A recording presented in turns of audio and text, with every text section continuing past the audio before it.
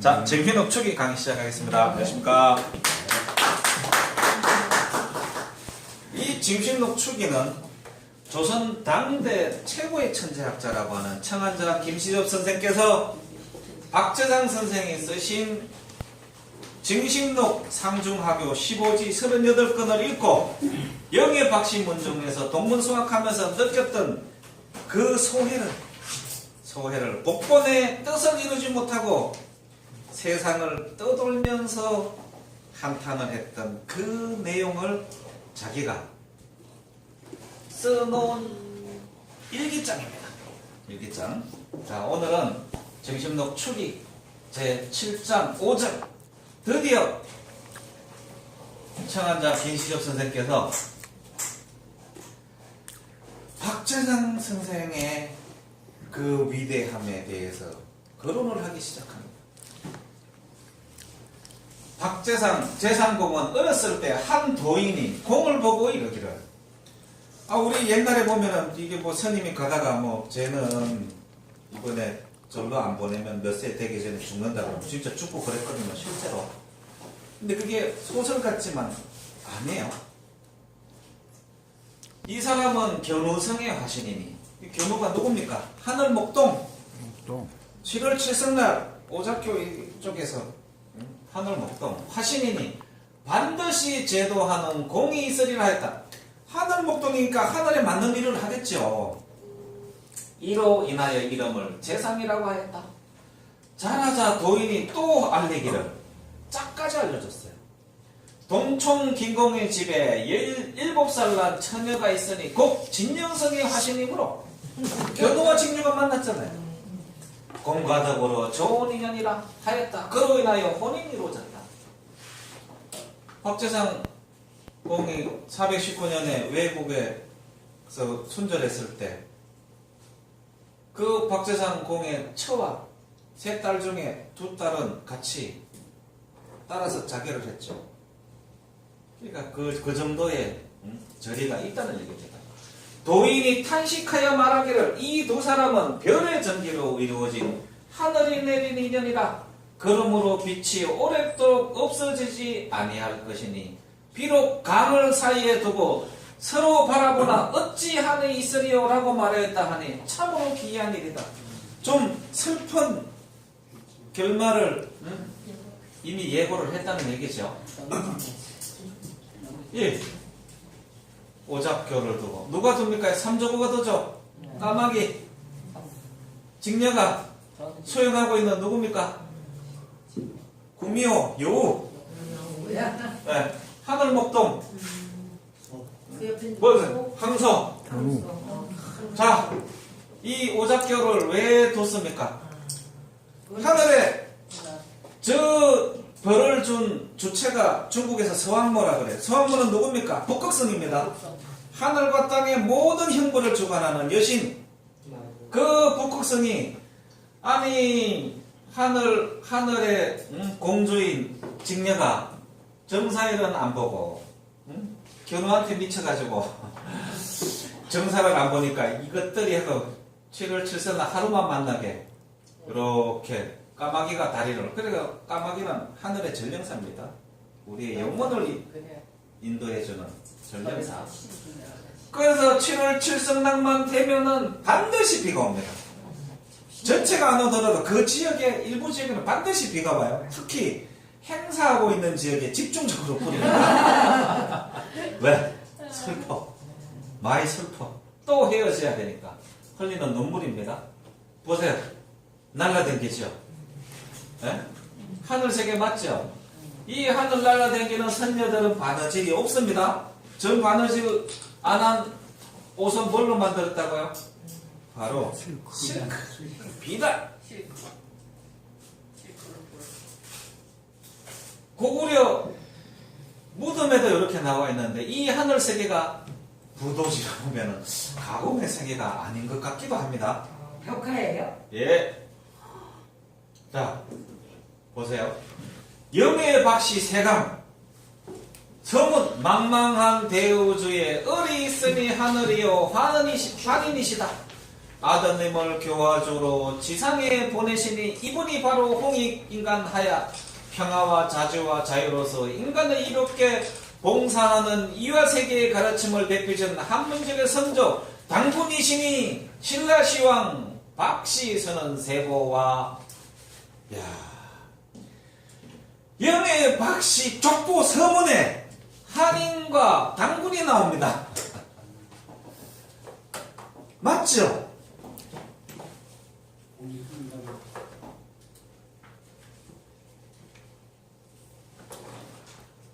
백결 선생이 일찍이 자비왕을 위하여 십제 치원 여연 지인 양인 등의 설 약간을 진술하였다. 백결 선생이 누굽니까? 박재상 선생의 너뚱이 아들 박문영. 네. 방아타령으로 유명하죠. 아내가 먹을 게 없어서 하니까 방아타령을 지어서 밥은 안 갖다 주고 떡은 안 갖다 주고. 자, 약간의 설을 진술했다. 이게 영애박씨 세간및 화해사전에는 이런 내용이 나옵니다.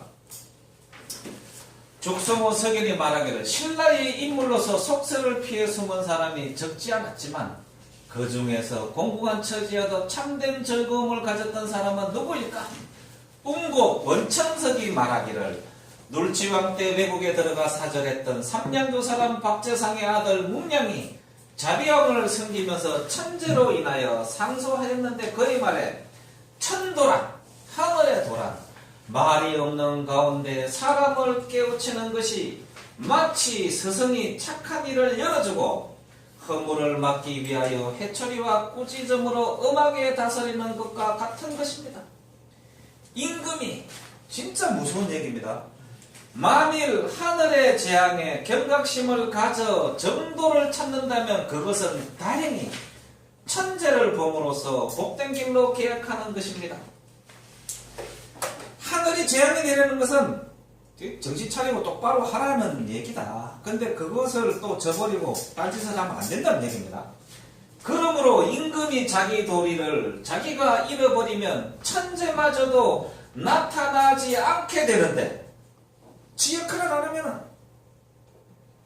그것은 천재 중에서도 제일 큰 천재로서 재앙이 없는 것이 재앙이 되지 않는 것이 아닙니다. 그렇기 때문에 하늘이 반드시 재앙을 보이는 것이지 재앙을 주기 위해서 그런 것이 아닙니다. 하늘의 천벌 중에서 가장 무서운 벌은 하늘이 재앙조차도 주지 않고 관심을 꺼버리는 거예요. 그러면 그 민족 어때? 그냥 없어져 버린다니까요. 그 얘기를 하는 거예요. 그렇다면 하늘이 재앙이 내리는 것이 하늘 마음대로 내리는 것이 아니라 임금이 마음을 어떻게 쓰느냐에 달린 것입니다. 하였고 이후로도 계속 진언하여 태평성대를 만드는 것을 자기 책임으로 알았다. 그가 말하기를 이야 약간의 시를 진술을 하였다. 자비왕을 위하여 자비왕한테 이런 얘기를 한 거예요. 이런 얘기 듣고 제대로 안 할 임금이 어디 있습니까? 저거보다 더 무서운 얘기가 어디 있어요? 개념 차원 자체가 다르죠. 평생에 품은 해토를 반드시 금은보를 펴서 태의에 올리니 세상 사람들이 그 뜻을 알지 못하였다. 그중 악천함과 악이 전해졌다. 백결 선생은 내가 볼 때 정신록 상중하교의 음신지의 음에 통달하신 분이에요. 그래서 그 금은거의 음을 잘 트시고 집이 가난함으로 옷이 헤어져 수없이 꿰매 입으니 세상 사람들이 백결 선생이라 불렀다. 100번 꿰매 입었다 옷을. 선생이 그로 인하여 스스로 호를 백결이라고 또 개명하여 루랑이라고 했다. 람노안. 선생이 이미 시골 마을로 물러나 여러 번 불러도 나가지 아니하므로 강의를 너무 선생이 이미 시골로 물러나 여러 번 불러도 나가지 아니하므로 왕이 그 마을에 있는 모든 법과 교제를 없애니 곧 충효곡이요 세칙 물겁니다. 이게 어디 있습니까? 경남 양산에 가면 지금도 물건비가 있어요. 이렇게 해도 부르지를 불러도 안 오고 이러니까 그냥 세금이나 뭐 이런 거 군역 이런 거를 다 면제해주고 사람들이 그 마을에 함부로 들어가서 못하도록 딱 왕이 보고를 합니다. 그러면 뭡니까? 신라 왕들은 이미 이 부도의 역사를 다 알았다는 얘기예요. 그렇죠?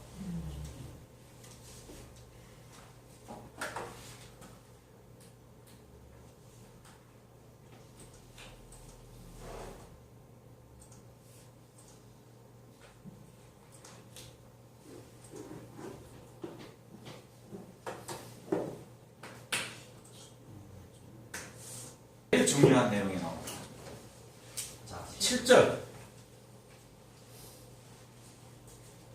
신라 모여랑이 미천하였을 때 김유신 등과 함께 선도산 아래 백결 선생의 정선 마령간 선생에게 취업하니. 이 마령간은 백결 선생의 정선입니다. 김유신하고 모여랑은 다 아시잖아요. 신라의 삼국 통일의 위협을 달성한 장군. 선생이 언제나 백결 선생의 대로 그들을 가르치고 항상 부도 통일 지론을 선하며 사회의 백성들이 다시 돌아와야 된다. 마고의 백성들이 외래의 법을 극력백척하였다. 후에 모여랑이 동의하여 유신 및 김유신 및 선생의 아들 용문 등과 함께 모의하여 삼국 통일의 일을 이룩하였다고 한다. 이게 무슨 소리입니까? 김유신의 삼국 통일의 위협을 이루는데 자문을 영예박씨 문중에서 했단 얘기야. 후에 최치원, 곽여, 이 곽여는 고려의 문인입니다. 여러 헌인이 이 집에서 나왔다고 하였다.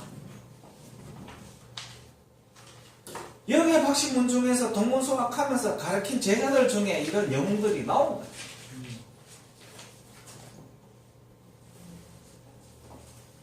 자, 영예박씨세감 162쪽 기록.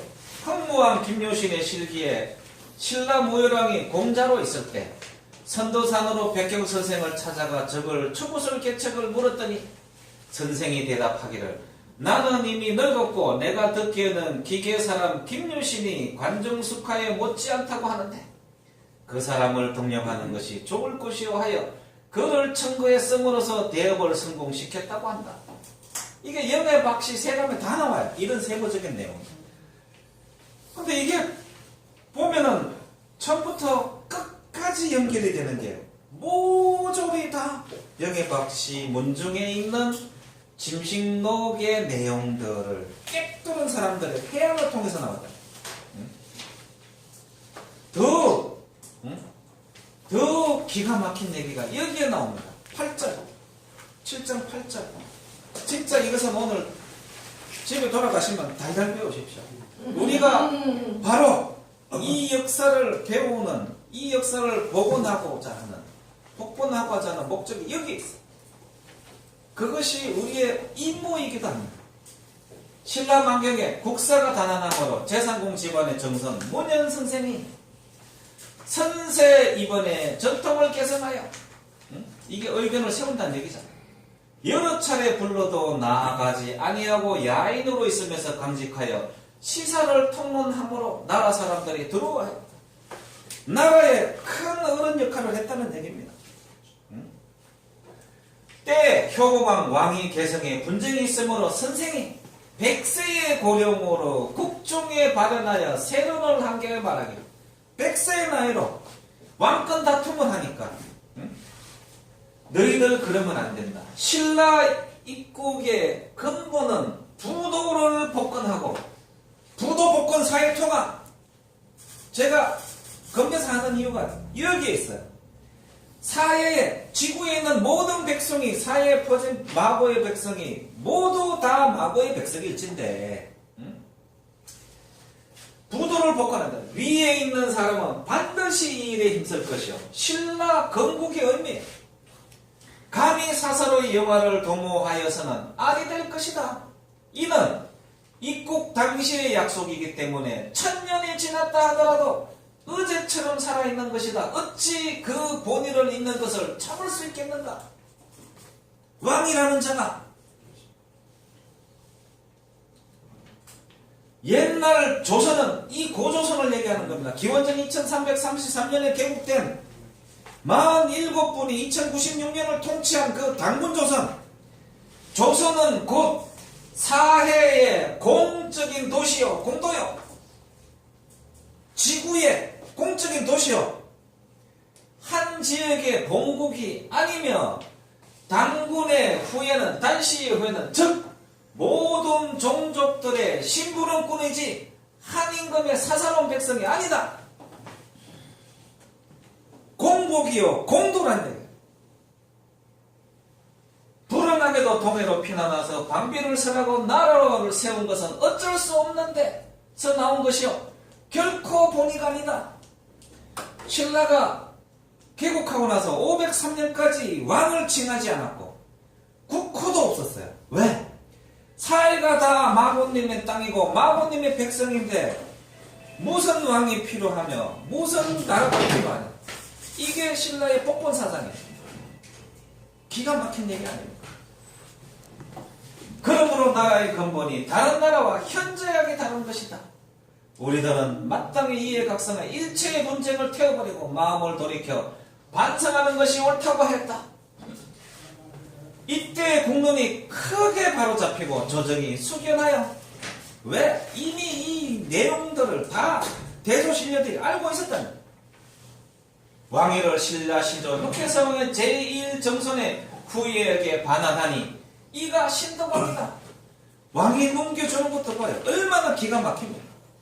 본인을 잃은 왕은 제거를 하는 거예요. 그냥 스스로 물러나는 거예요.